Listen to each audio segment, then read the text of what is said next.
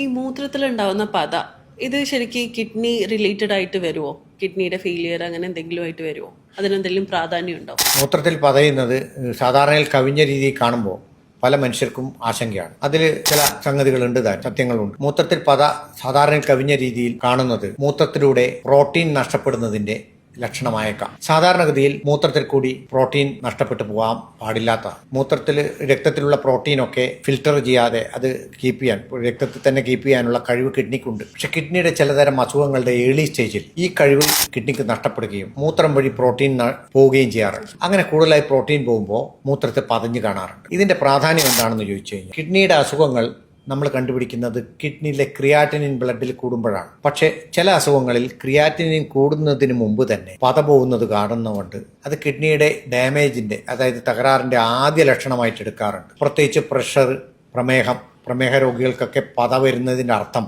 കിഡ്നിക്ക് ഏർലി ആയിട്ട് അല്ലെങ്കിൽ ആദ്യകാലത്തുള്ള ഡാമേജ് തകരാറ് തുടങ്ങി എന്നുള്ളതിന്റെ സൂചനയായേക്കാം. ഡയബറ്റിക് നെഫ്രോപ്പതി എന്ന് പറഞ്ഞ അസുഖങ്ങളിലൊക്കെ പത പോകുന്നതായിരിക്കാം ചിലപ്പോൾ ആദ്യത്തെ ലക്ഷണം.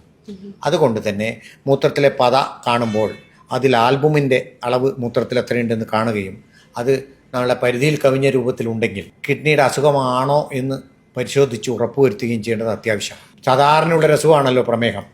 അതിലുള്ള കിഡ്നിയെ ബാധിക്കുന്നുണ്ടോ എന്നറിയാനുള്ള ഏറ്റവും നല്ല ആദ്യത്തെ ടെസ്റ്റായിട്ട് മൂത്രത്തിൽ ആൽബുമിൻ അഥവാ മൈക്രോ ആൽബുമിൻ പോകുന്നുണ്ടോ, അതായത് പ്രോട്ടീൻ പോകുന്നുണ്ടോ എന്നുള്ള പരിശോധനയാണ് ലോകം മുഴുവൻ അംഗീകരിച്ചിരിക്കുന്നത്. അപ്പോൾ ആ നിലയിൽ അതിനൊരു പ്രാധാന്യമുണ്ട്.